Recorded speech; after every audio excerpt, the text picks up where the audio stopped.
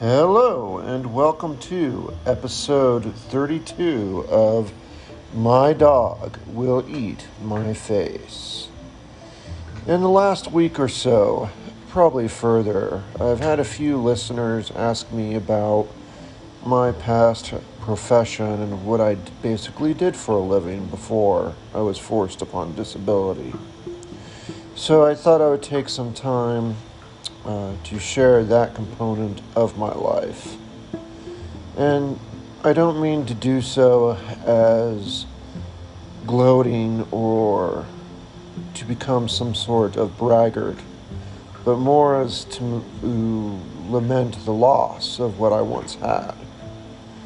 It's also to illustrate what was once had and so quickly it could be lost, despite the best efforts put forward to perform good service that I thought I had once provided. So this is a warning to others on how much could be so badly lost so quickly in your career. And really quick, before I even get into that topic, I wanted to revisit last week's podcast very briefly. I noted that the importance of your actions are further underscored by my belief that whatever you do lasts an eternity. Thus, be sure that you conduct yourself accordingly to maintain the integrity needed for this to be a positive component of your life. At the time, I struggled to recall verbatim Immanuel Kant's quote with respect to this topic, but I wanted to share it now since it reflects almost precisely what I was trying to say last week, wherein he said, "Act as if the maxim of your action were to become, through your will, a general natural law." This again underscores the need to live well. If all our actions last a millennia, or are never void, this is certainly a concept with which I, and probably the Stoics, agree. Certainly Kant agreed, since I just quoted him directly. So, with that said, stay with me as I share just a quick rundown of my career and the warnings I can provide to other folks out there so as you don't get entrapped, hopefully, in the same mess I was trapped into at the very end, despite what I thought was excellent service up to the very end. It saddens me to this day that it's lost. I miss working tremendously, actually. Not just for the need to provide good works for my fellow man, but the social aspect certainly as well. And just the identity, frankly, that carried with it. A lot of how I self-identified was wrapped around my work and what I did for a living and in my career. So to lose that has been extremely difficult for me. And I wouldn't wish it really upon anyone, except maybe one person. But I'll get into that later. So, with that said, stay with me, and I'll try to share with you the beginnings of my career, what I did, where it led to, and hopefully you can learn something from the areas where I faltered and failed, and you can appreciate what you do have in your own career, knowing that what you do within it lasts not just for your employer, but lasts a lifetime, and indeed forever, for your fellow man.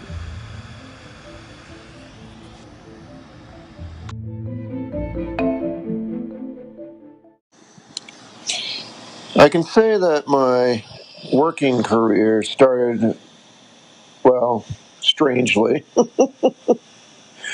I started my first gig as a kid at around 16.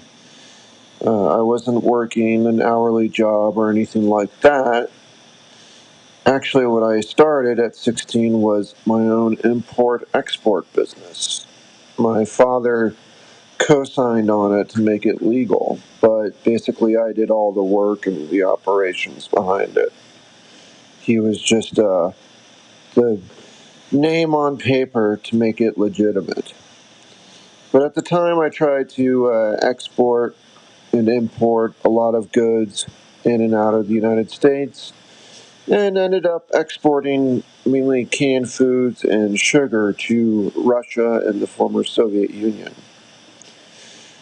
To this day, there's probably some containers sitting in Petropavlovsk with my name on it, because when you ship containers there at the time, you have to basically take them at a loss. You have to buy the 40-foot containers and not lease them, because as soon as the goods are unloaded at the port there, the locals would convert them into housing for themselves and basically steal them and live in them.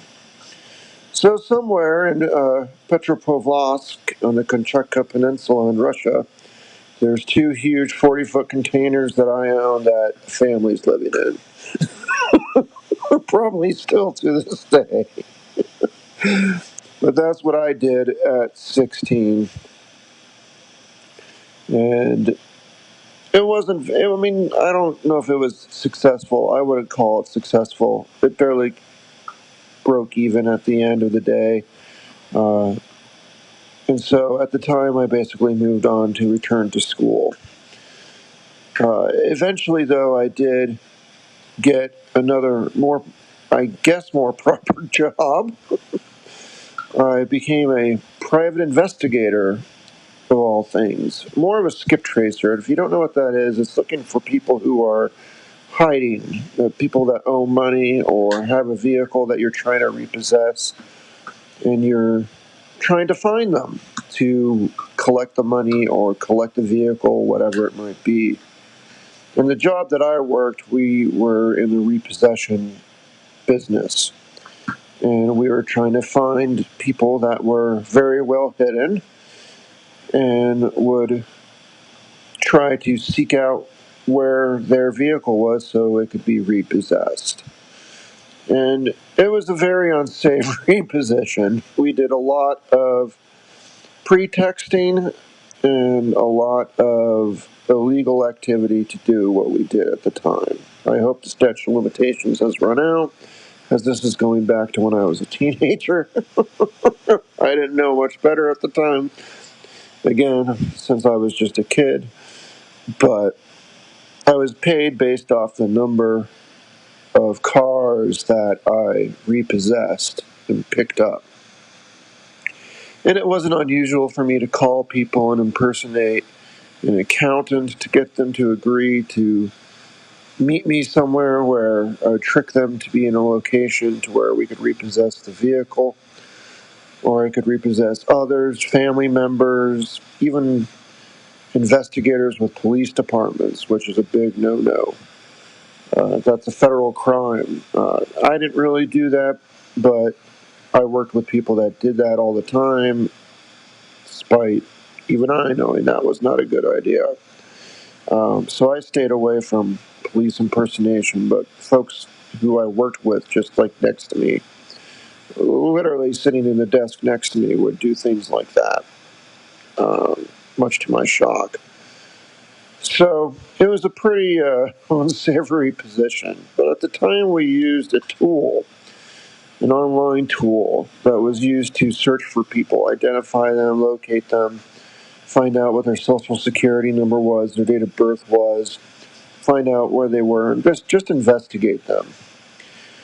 Long story short, I applied for a sales position at this job.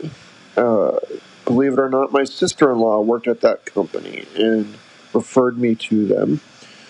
And I got the sales position at the company where I was a former customer, and started to then sell this online tool that sold people's personal information.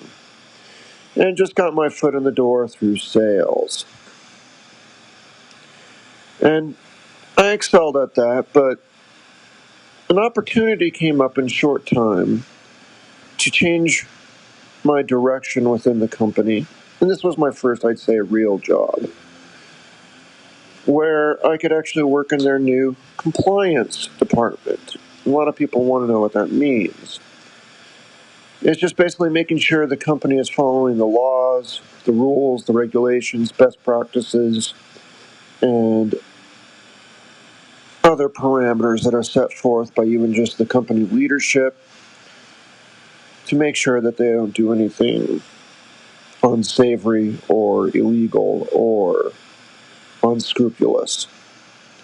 And so they were starting a compliance group, and I applied for the position and got it. Surprisingly, considering my past as a customer, misusing the information.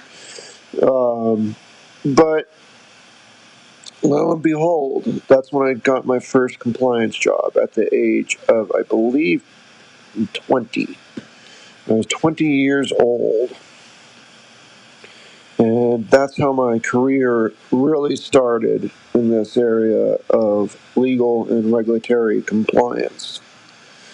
So I started to work full time in that area at this company that sold people's personal information, social security numbers, dates of birth, addresses, address histories, relatives, cars, vehicle information, driver's license information, even the way people voted, among other pieces of information, property information, marriages, you name it. We had information on just about everyone in these United States that we would sell to financial institutions, collection agencies, three-letter agencies, and law enforcement, basically groups that have a need to know this sort of information.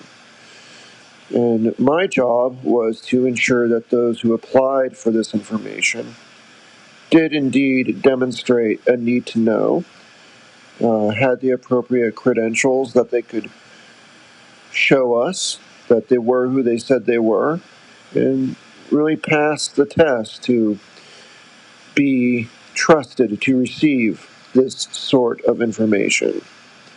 So, in my view at the time, and to this day, it was a very trusting position because I was in charge of how the information on some 300 million people was sold and directed to others. And so it was pretty challenging. We frequently had people apply for access that definitely did not deserve it, that were trying to get in through the front door, so to speak, and should not have access to that type of information. And also, at about that same time, regulations were increasing, different acts were being passed, and the information was becoming more regulated and restrictive. And we as a company had to make sure we followed those regulations and more restrictive parameters when we sold that information. And so I was not just protecting the people whose information we had. In my mind, I was protecting every other employee in that company because a misstep could mean everyone losing their job. So I took it very, very seriously. And in what I did, I was very good at it. And that's really what kicked me off in the regulatory compliance role for the rest of my career.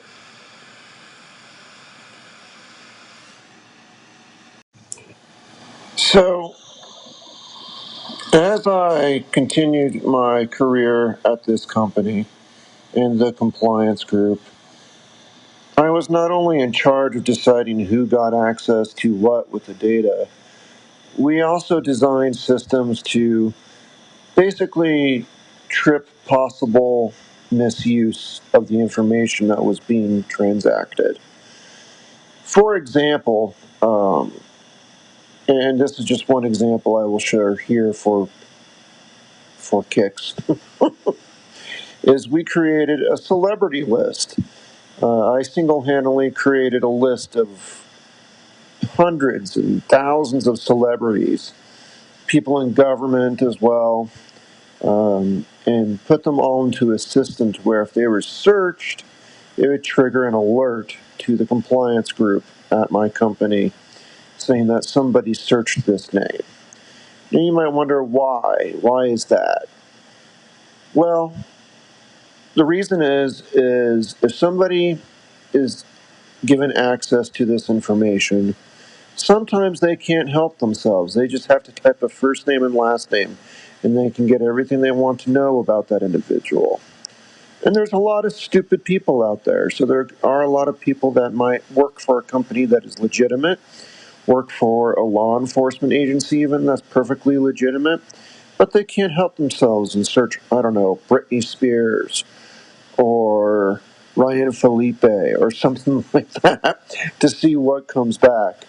And so we had an alert system that told us somebody searched that name. And then that would trigger our compliance group to reach out to them and say, hey, you searched so and so. You need to show us that this was a legitimate search.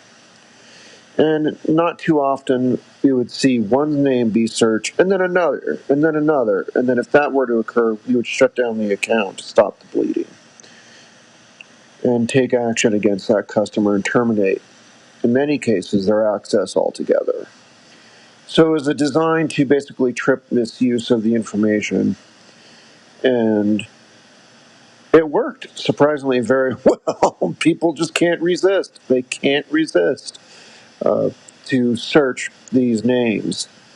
And we used that to find a lot of incompetent employees and other things like that that were relatively harmless. But there was one time when we had a bunch of names getting searched and triggered by a collection attorney, a fully legitimate collection attorney on the East Coast. It was very strange to us why this collection attorney, a one-man shop, was searching all these celebrity names. So we shut off his account and basically demanded that he demonstrate to us that he had a legitimate reason to search all these celebrities. He never got back to us, so we terminated his account and never heard from him ever again. I didn't know it at the time, but that was an incredible save for the company and possibly for a lot of people, individuals in this country. Because I'd later come to find out that printouts from our company were found in this individual's car that was being searched by the Department of Homeland Security. Because this particular attorney apparently developed a severe coke habit. And with that coke habit came a lot of misjudgment in him abusing and misusing information sources he had. And he was actually stealing the identities of his clients to misuse their identities to get credit cards and whatnot to feed his coke habit. But he did all that after we shut him off because he was searching all those celebrities. Obviously, it was a sign that he was acting like a moron, and we shut him off, and then he went forward and continued to use coke and proceeded to conduct more nefarious activity. And we got contacted again by Homeland Security, and they said, we want to see the search history. And we were very happy to say, oh, we found the guy you're talking about. We turned him off 2 years ago because he searched a bunch of celebrities. And thereby we blocked him from being able to search innocent individual people's names. in this country and steal their identities. Now, they at first didn't believe this. They actually even threatened me personally with a grand jury. It was too good to be true. I said, you guys could do whatever you want. It doesn't scare me whatsoever. This is the truth. And we demonstrated that to them, and they went away. So I was very proud of that. I'm very, very proud of that. That was just one known example of where our activities, my activities, explicitly saved people's financial information from being misused. So I was extremely proud of that. And again, I still am. And that's just one example. We had other instances where we had to deal with law enforcement, of course. It was not uncommon for me to deal with the FBI or the Secret Service or Homeland Security. It is funny, though, in that I can say that I pretty much wrote every single search warrant that's been served to me because we always cooperated very heavily with law enforcement. So what we would do is we'd give them subpoena or warrant instructions because I could tell what they were looking for. I could look in the system and see exactly what we have and tell them exactly what to ask for so they get the most, quote, bang for their buck in their investigation. So we did that to actually help law enforcement and assist them in their search. So we would basically write the subpoenas or the warrants for them, essentially, and then they would serve it to us, and then we would provide the maximum amount of information that we had available on what they were looking for. So I can take pride in knowing that I basically wrote every single warrant served to me, but it was done for the reason of helping law enforcement to catch these folks and to assist them in their investigation. So it was for definitely a good cause. So we not only had front end risk, we had risk of folks that were current customers, obviously, customers that could go bad. And finally, what I'll touch on is on the back end, the worst kind of attack that we could deal with, that any company could deal with, and that is hackers. Now, with hackers, I have to be careful here. And the reasons are, well, they're pretty simple. I don't want to disclose anything that might reveal a methodology with which someone could use to attack another company. And I also don't want to disclose the parties that attacked the company where I worked or the people involved directly, simply because I want to protect those identities. So you'll have to pardon me if there is some brevity in my descriptions here, but it was certainly a component of my job role in compliance at this company for many years. Or again, at this point, I've been at this company at this point probably 10 years. They're a big problem, and I was certainly aware they were a big problem. Up until that point, it was a routine annual venture to go to Las Vegas, me and our security folks, to attend the annual Hackers Convention. There's a global Hackers Convention in Las Vegas every year called DEF CON. Some of you listeners might be aware of it, but I was a regular attendee there, and we would attend these conferences sort of incognito. We would not dare say where we worked. And we would attend the courses and the shops and see the examples that they demonstrated and see what criminals are doing to attack companies and steal information. Since we were a company that had in our custody the personal financial information on basically every single American citizen, you can imagine the target on our back in the hacker community. So we had to be prepared well before they even began their attack. And I like to think that we definitely tried our best to be prepared beforehand. But there was one particular hacker that came after us, or a group of hackers, is probably what I should say, that came after us. And it was a grueling fight.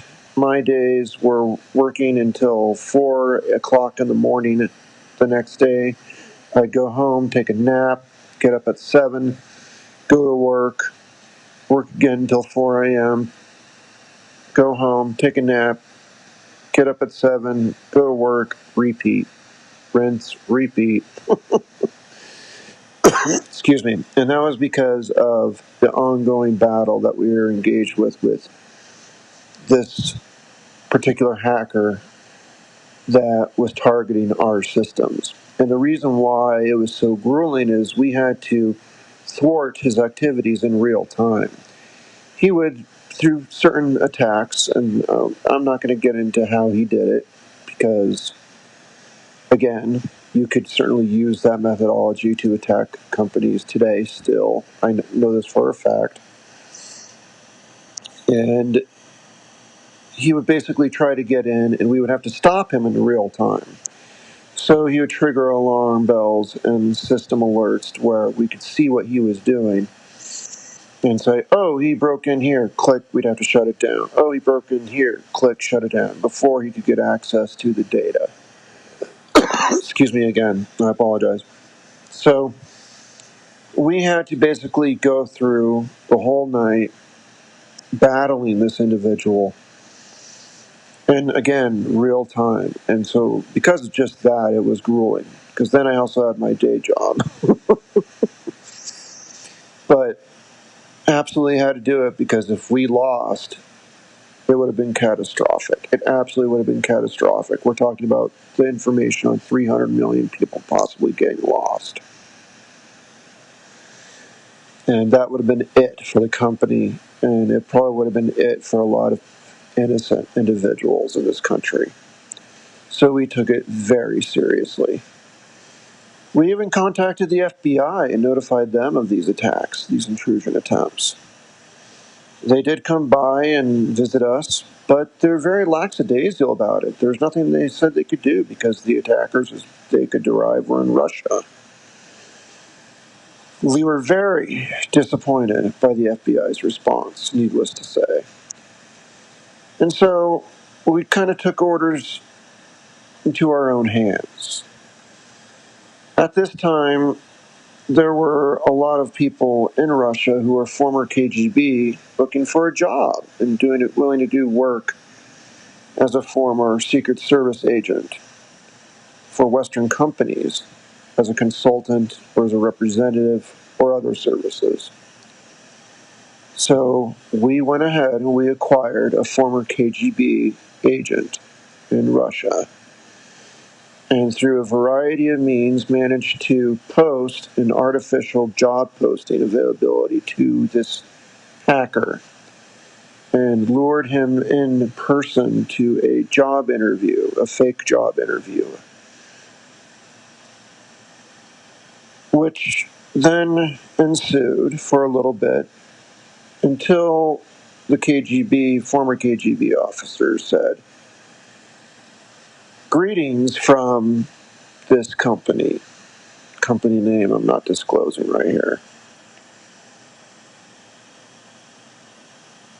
And I'm told the hacker's face went from snub, gloating, and clearly thinking he was all that, to just utter shock. His face sank. And the point of the visit was to say to this hacker, we can reach out and touch you. We can ruin your life. Stop it. And we made that very clear to him through a number of ways, that we have all his information. We know all about him and his family, and we can certainly reach out and touch him if we have to. So he's given an opportunity to stop his activities and go elsewhere. He did. And through that, we managed to save 300 million people's personal information from being attacked on a daily basis. As far as I know, none of it got through our vigilance and fighting every single night in real time with this guy. None of it leaked out. But we didn't want to keep doing that as a regular job. It was pretty exhausting. We wanted him to go away and to go away forever. And that's what we managed to do by using a former KGB officer. So that is one example of what we had to deal with on the hacker side. There were other smaller instances, of course, and of course other protections we had. And we had a whole security team, actually, a cybersecurity team developed by them to protect the company. I didn't work in cybersecurity, but I worked with them closely on the compliance side because my job was to also protect the information that they were trying to get. So that is probably the worst venue by which we could lose information, and we strive to protect in my job role and others at this company and in my career.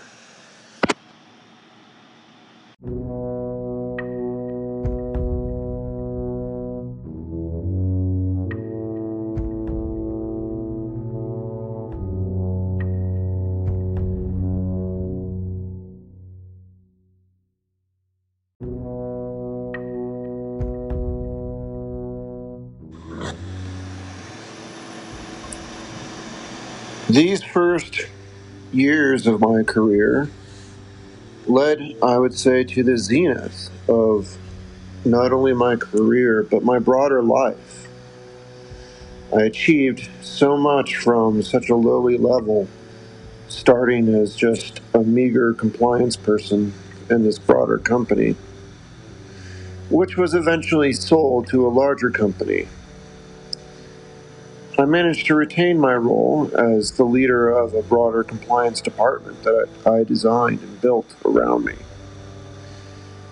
But I was basically just a fish in a much larger pond. Needless to say, even though it was stressful at times and demanding, and the gravitas of what I did not escape me, I definitely worked my career with a sustained pride. And that was also coupled with good life. I was healthy. I was young. I was still traveling. And I certainly coupled my hard work with hard play at this time in my life. I think back to this day as probably the best years of my life, hands down, between not just my career, but also my individual personal life.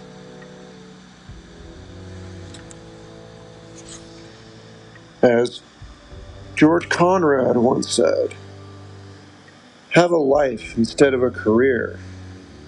Put yourself in the safekeeping of the good taste. Lived freedom will compensate for your few losses. If you don't like the style of others, cultivate your own. Get to know the tricks of reproduction. Be a self-publisher, even in conversations. And then the joy of working can fill your days. Again, that's George Conrad. And that definitely emulates the first part of my career in those years. And I will call this part 1 of 2 of my career summary. So at least this way I can end this week on a high note. Hopefully you had some joy of hearing these stories and maybe even learned something. I'll continue next week with part 2, where I'll detail the more recent career changes and eventual collapse, along with the collapse with my health.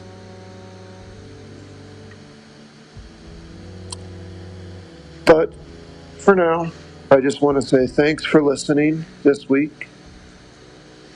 Definitely click on follow when you're following this podcast, and turn on notifications so you're notified of future podcasts, including the subsequent one to this one, which will come out next week, I hope. But above all and above everything else, I certainly thank all of you for listening. From the bottom of my heart, I greatly appreciate your listenership and sharing this with others as you see fit. So, with that, I hope to speak to you next week. And for now, I'll say, auf Wiedersehen.